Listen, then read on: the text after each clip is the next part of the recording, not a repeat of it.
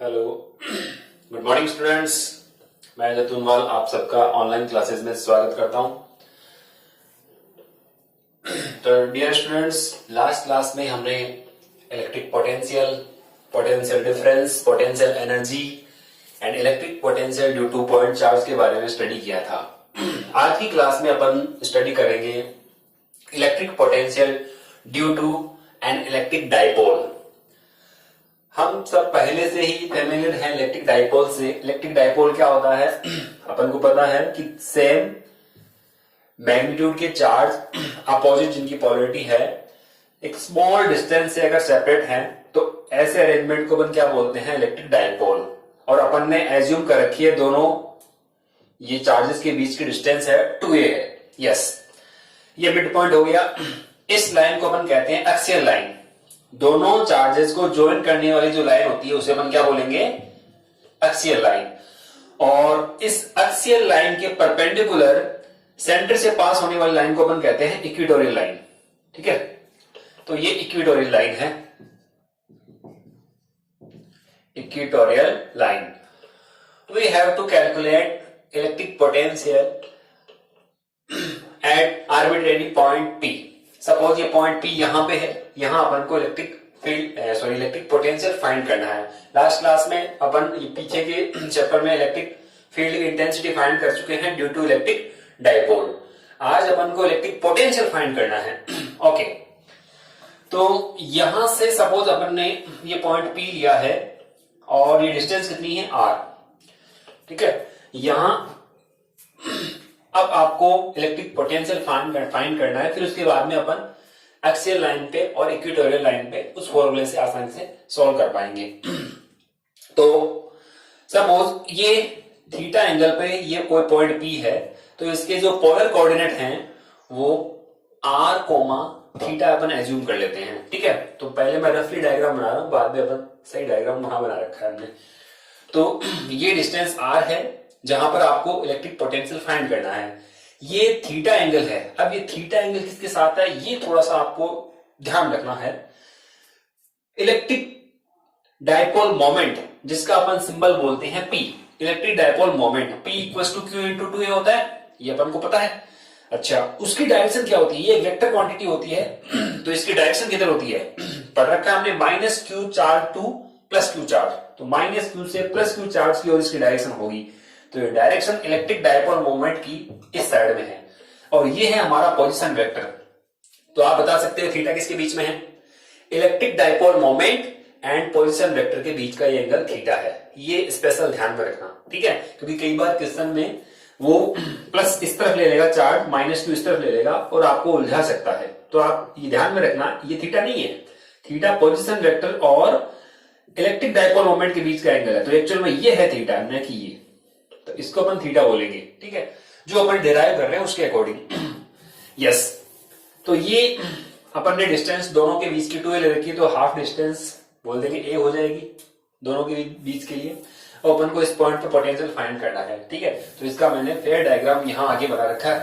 तो suppose this is AB and electric dipole, separation between two charges, ये मान लीजिए माइनस Q है और ये वाला चार्ज अपन मान लेते हैं प्लस Q चार्ज है।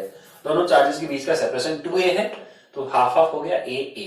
ठीक है, इस पॉइंट को अपन कहते हैं mid point O। Okay, mid point O से ये r डिस्टेंस पे एक पॉइंट है P जिसके पोलर कोऑर्डिनेट हमने r कोमा थीटा बता रखे हैं। ओके, इस इलेक्ट्रिक डाइपोल के कारण आपको P पॉइंट पे इलेक्ट्रिक पोटेंशियल फाइंड करना है। ओके, तो इसके लिए अपन क्या करें, इस चार्ज के कारण जो हमने कल स्टडी किया था electric potential due to system of charge, वही है। यहां सिस्टम ऑफ चार्ज में दो चार्ज हैं, उनके कारण नेट पोटेंशियल फाइंड करना है। बस सिंपल सा फॉर्मूला है। स्केलर क्वांटिटी है, एडिशन करना है। कौन सा एडिशन, यस, अलजेब्रिक एडिशन। तो माइनस Q चार्ज के कारण इस पॉइंट पे पोटेंशियल बोलेंगे और प्लस Q चार्ज के कारण इस पॉइंट पे पोटेंशियल बोलेंगे। तो आपको डिस्टेंस देगी। तो सपोज ये डिस्टेंस अपन एज्यूम कर लेते हैं R1 डिस्टेंस है और ये डिस्टेंस अपन एज्यूम कर लेते हैं कितनी है, R2। ओके, अब आपको माइनस Q चार्ज के कारण इस पॉइंट पे पोटेंशियल बोली, प्लस Q चार्ज के कारण इस पॉइंट पे पोटेंशियल, दोनों को ऐड कर दीजिए, फाइनल आंसर आ जाएगा। लेकिन अपन को R1 एंड R2 के टर्म्स में आंसर नहीं चाहिए, आपको आंसर चाहिए ओनली आर, और ये जो एंगल हमने थीटा लिया है, ये थीटा एंगल है किसके बीच में, electric dipole moment and position vector, इन दोनों के बीच का ये एंगल लेंगे अपन। तो आर और थीटा के टर्म्स में आपको फाइनल आंसर चाहिए, इलेक्ट्रिक पोटेंशियल आर और थीटा के टर्म्स में चाहिए, ठीक है। तो इस R1 को यहां से हटा के आर और थीटा के टर्म्स में लाएंगे, R2 को यहां से हटा के आर और थीटा के टर्म्स में लेके आएंगे। तो इसमें थोड़ी सी अपन मैथमेटिकल ऑपरेशन करते हैं, यानी थोड़ी सी ज्योमेट्री के अकॉर्डिंग इसको सॉल्व करते हैं। ओके, तो अपन को यहां से अब इन दोनों का सेपरेशन बहुत स्मॉल है, दोनों चार्जेस के बीच का सेपरेशन बहुत स्मॉल है, तो क्या करें, यहां से अपन एक परपेंडिकुलर ड्रॉ करते हैं इस पे, जो ये ओपी लाइन है इसको हमने आगे की ओर एक्सटेंड किया, और एक्सटेंड करके यहां से हमने एक परपेंडिकुलर यानी एक नॉर्मल ड्रॉ कर दिया, ठीक है। और ये पॉइंट सपोज है हमारा एम, इस पॉइंट को हमने एम नाम दे दिया है, ठीक है। यहां से इसको आगे की ओर थोड़ा सा एक्सटेंड कर दिया और ये नॉर्मल डाल दिया। सिमिलरली बी पॉइंट से इस ओपी पे हमने क्या कर दिया, यहां भी एक नॉर्मल ड्रॉ कर दिया, एन कह दिया, ठीक है, ये नॉर्मल है। ओके, अब आप थोड़ा सा इसमें जो स्टार्टिंग में लिखना होता है वो अपन लिख सकते हैं कि according to figure AB is an electric dipole placed along X axis, क्योंकि ये एक्स एक्सिस के अलोंग प्लेस्ड है, ठीक है। According to figure AB is an electric dipole which placed along x axis, we have to calculate, अपन को क्या calculate करना है, इलेक्ट्रिक पोटेंशियल कैलकुलेट करना है। कौन से पॉइंट पे, P पॉइंट पे। we have to calculate electric potential on point P, on point P, और ये R कोमा थीटा, ठीक है। ये पोलर कोऑर्डिनेट बोले जाते हैं जो डिस्टेंस और एंगल के टर्म्स में होते हैं। तो फिलहाल अपन को यहाँ ये सब बातें लिखनी होती है, थोड़ी सी लिख देते हैं ताकि अपन सुंदर दिखे, अच्छा दिखे हमारा डेरिवेशन। यस, अब आप थोड़ा सा ज्योमेट्री से जो आपने बोला है उसको आप लिख दीजिए। तो अगर हमने ज्योमेट्री से बोला है तो बाय ज्योमेट्री आप देखोगे इस डायग्राम में ये साइड हमारी A है, ये एंगल थीटा है, तो आप बताइए ये थीटा है तो ये वाला एंगल पे कितना रहेगा आपका थीटा। इसका रीजन क्या है, ये थीटा है तो ये थीटा क्यों हुआ, अपोजिट एंगल, यस, ये थीटा तो ये भी थीटा, ठीक है। अब ये साइड हमारी A है, ये एंगल थीटा है, तो A का इसके डायरेक्शन में कंपोनेंट कितना आएगा, तो A cos थीटा, तो ये वाली साइड हमारी कितनी हो जाएगी, A cos थीटा। ये समझ सकते हो आप। मान लीजिए ये साइड A है और ये एंगल हमारा थीटा है, तो A का इसके डायरेक्शन में जो कंपोनेंट आता है वो साइड हमारी क्या बोली जाती है, A cos थीटा। या फिर ट्राइंगल लो, इसमें ट्राइंगल, इस ट्राइंगल में आप cos थीटा लगा के भी सॉल्व कर सकते हो। सिमिलरली ये साइड भी A है और ये एंगल कितना है, थीटा, तो A का इसके डायरेक्शन में कंपोनेंट कितना आएगा, सेम A cos थीटा। तो यहाँ पे आप लिख सकते हो ये वाली जो साइड रहेगी वो कितनी रहेगी, A cos थीटा, ठीक है। यानी OM की वैल्यू कितनी है, A cos theta. Similarly OM की वैल्यू कितनी है, A cos थीटा। तो फ्रॉम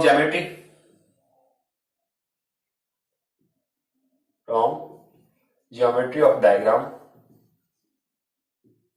यस, आप बता सकते हो ये तो हमने यहाँ पे इसको एक्सटेंड करके नॉर्मल डाला है, वो तो अकॉर्डिंग टू फिगर शो हो ही रहा है, तो आप सीधा ही लिख सकते हो कि जो R1 डिस्टेंस है वो R1 डिस्टेंस की किसके इक्विवेलेंट होगी, क्योंकि यहां अपन बोल सकते हैं इन दोनों के बीच का सेपरेशन बहुत स्मॉल है, और यहां अपन बोलेंगे कि ये वाली जो दोनों साइड है कौन सी, AP and MP both are equal, ठीक है।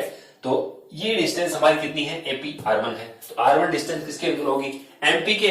MP मींस ये R और ये वाली होगी A cos थीटा, तो आप बोलोगे यहां से R plus A cos theta, equation number 1 डाल दीजिए इसको। सिमिलरली यहां ये डिस्टेंस R2 है और ये ट्राइंगल आप देख सकते हो PBN, इसमें भी अपन बोलते हैं कि ये दोनों साइड क्या होंगी, इक्वल होंगी, क्योंकि ये बहुत ही स्मॉल डिस्टेंस है इन दोनों के बीच की। अगर ये दोनों डिस्टेंस इक्वल है तो आप बता सकते हो ये R2 किसके इक्वल आएगी, पूरी डिस्टेंस R है, ये वाली a cos थीटा, तो ये कितनी बची R minus a cos theta. तो आप R2 की वैल्यू कितनी बताओगे, R minus a cos theta. Question number 2। Okay yes. अब आप यहां पे अलजेब्रिक सम कर दो उनका, माइनस क्यू चार्ज के कारण इस पॉइंट में पोटेंशियल बोल देंगे, फिर प्लस क्यू के कारण बोल देंगे। ठीक है, कोई सा भी ले लो पहले। चलो सपोज पहले हमने प्लस क्यू वाला ले लिया, ठीक है, तो आप बोलिए electric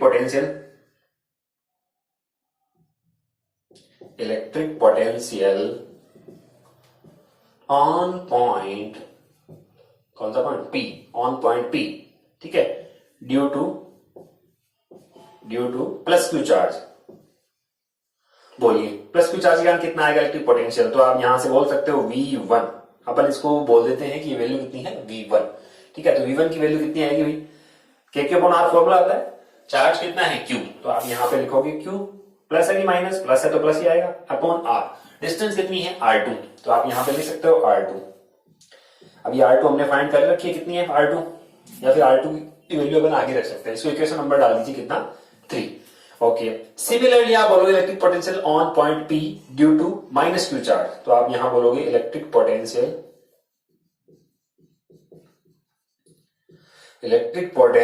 on point P due to minus Q charge. Okay, तो माइनस क्यू चार्ज के कारण कल ही हमने स्टडी किया है, साइन क्या हो जाएगा, माइनस आ जाएगा। यस, तो आप लिखोगे यहां से V2 इक्वल्स टू माइनस के क्यू अपॉन R1। डिस्टेंस कितनी है यहां से, R1 है ना, तो R1 लिख दी। क्वेश्चन नंबर डाल दो इसको 4। अब आप बोलोगे टोटल कितना हुआ यहां पे, टोटल पोटेंशियल इस पॉइंट P पे, तो आप यहां लिखोगे net potential on point P will be equals to V equal V1 plus V2। दोनों को ऐड कर दो भाई, ठीक है, किन दोनों को, इक्वेशन 3 और 4 को ऐड कर दिया अपन। तो यहां से फ्रॉम इक्वेशन 3 एंड 4, यस, बोलो क्या है यहां से, बोल सकते हो आप। तो V इक्वल्स टू बना हमारा V1 की वैल्यू कितनी है, KQ। अच्छा, इसमें जो कॉमन आ रहा है, क्या कॉमन ले सकते हैं, KQ यहां कॉमन आ रहा है, तो आप कॉमन ले लो सीधा ही। यहां पे क्या बचा, 1 अपॉन R2, तो लिख दीजिए आप 1 अपॉन R2। माइनस का साइन है देखो यहां पे, ठीक है ना, तो यहां आप लिखोगे माइनस 1 अपॉन R1। ठीक है, यस, कुछ नहीं किया, दोनों को ऐड किया है, ठीक है, इन दोनों इक्वेशन को ऐड कर दिया। यस, अब आप R1 R2 की वैल्यू इक्वेशन नंबर 1 और 2 से पुट कर दीजिए। तो आप यहां पे लिखोगे फ्रॉम इक्वेशन 1 एंड 2, ठीक है, तो V इक्वल्स टू बन जाएगा KQ। ओके, यहां से अगर आप देखोगे एलसीएम क्या आ रहा है, एलसीएम R1 R2, ऊपर क्या रहेगा R2 माइनस या R1 माइनस R2। चलो पहले इसको अपन थोड़ा सा एक इक्वेशन और इसमें ऐड कर दो, और फिर उसके बाद में लिख सकते हो भले आप। यहां से इसको इस एक स्टेप और आगे बढ़ा देते, चलो KQ, थोड़ा सा लिखने में सही रहेगा, एलसीएम आ गया R1 R2, तो यहाँ R2, तो ये ऊपर क्या रहेगा भाई R1, और यहाँ क्या जाएगा R2। ठीक है, अब आप लिख दो यहाँ पे फ्रॉम इक्वेशन 1 एंड 2। अब आप R1 R2 की वैल्यू पुट की थी, बोलो यहाँ पे KQ, R1 की वैल्यू कितनी है, yes R1, R plus A cos theta लिखिए, R प्लस ए कॉस थीटा, माइनस का साइन, ये माइनस का साइन, R2 की वैल्यू पुट कर दीजिए, तो यहां आएगा R, और ये माइनस क्या हो जाएगा, प्लस ए कॉस थीटा।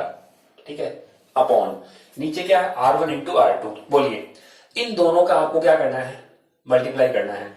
तो ये a प्लस बी, ये a माइनस बी, दोनों का मल्टीप्लीकेशन क्या आता है, a square minus B square. ठीक है, ओके, तो यहां पे आप इसका स्क्वायर माइनस इसका स्क्वायर बोल, तो ये आ जाएगा R square minus a square cos square theta. ये आप पहले ही पढ़ चुके हो कि a plus B into A minus B equals to A square minus B square, इस प्रॉपर्टी को हमने यूज किया है। यस, ऊपर क्या कैंसिल हो रहा है, आर से आर कैंसिल हो गया, A cos theta plus A cos theta कितना हो गया, K Q 2a cos theta. Divided by R square minus A square cos square theta. Yes, अगर मान लो अपन ये कहें कि ये तो हमारा फाइनल आंसर आ गया है। अगर अपन कहें ये आर डिस्टेंस, ये वाली आर डिस्टेंस इस ए के कंपैरिजन में बहुत बहुत क्या है, ज्यादा है, तो इसको अपन कह सकते हैं कि if r is greater than compare to a then r square greater than a square, या फिर अपन बोल सकते हैं कि a square cos square theta can be neglected, क्योंकि अपन बोल सकते हैं आर स्क्वायर है वो बहुत बड़ा है इस टाइम से। भाई कॉस थीटा है तो अपन बोल सकते हैं कॉस की इस पे वैल्यू, मैक्सिमम वैल्यू कितनी हो सकती है 1, और अपन बोल रहे हैं आर ग्रेटर देन ए है तो आप इसको नेग्लिजिबल बोल सकते हो। तो यहां से आप बोलोगे इफ, ये तभी होगा जब ये आर की वैल्यू बहुत ज्यादा है। ठीक है, 10 टाइम्स 100 टाइम्स अपन कहेंगे बहुत ज्यादा है कि एक तो वैल्यू है ये मान लीजिए किस में है, मीटर में है, और ये mm में ही आ रही है, तो अपन बोल सकते हैं कि ये अप्रोक्सीमेशन अपन अप्लाई कर सकते हैं। तो if r greater than a then a square cos square theta can be neglected compare to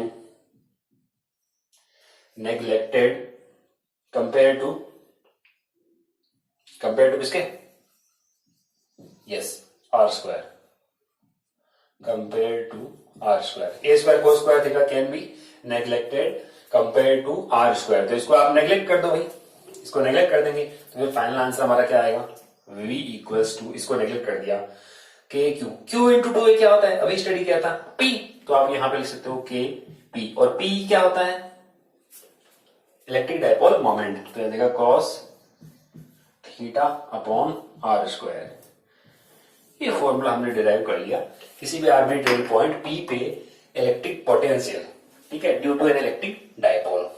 अब इसमें कुछ केसेस बनते हैं जिनको अपन आगे स्टडी करेंगे, कौन कौन से केसेस हैं, एक्सियल लाइन पे कितना आएगा, इक्वेटोरियल लाइन पे कितना आएगा, उसको भी हम स्टडी कर सकते हैं यहाँ से।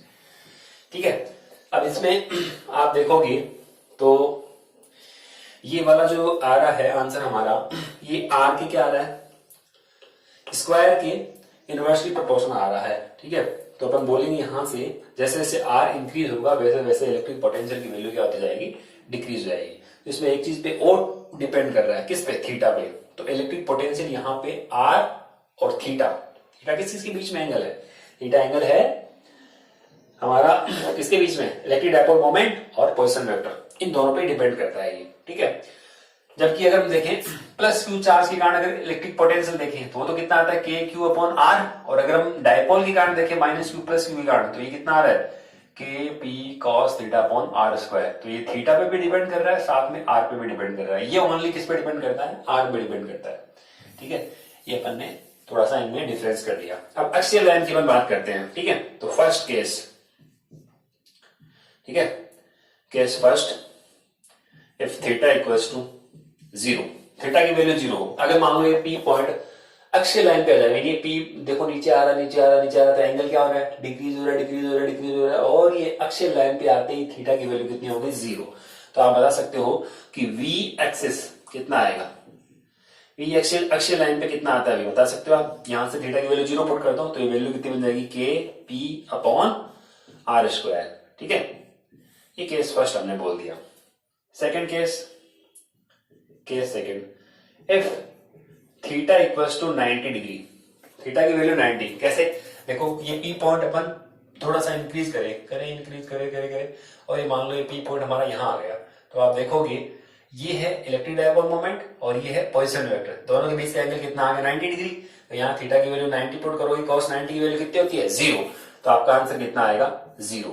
तो ये इक्वेटोरियल लाइन बोली जाती है, इसको अपन क्या बोलेंगे, वी इक्वेटोरियल इक्वल्स टू कितना बनेगा, 0। और केस थर्ड अगर अपन लगाएं तो केस थर्ड क्या बनेगा, इफ थीटा इक्वल्स टू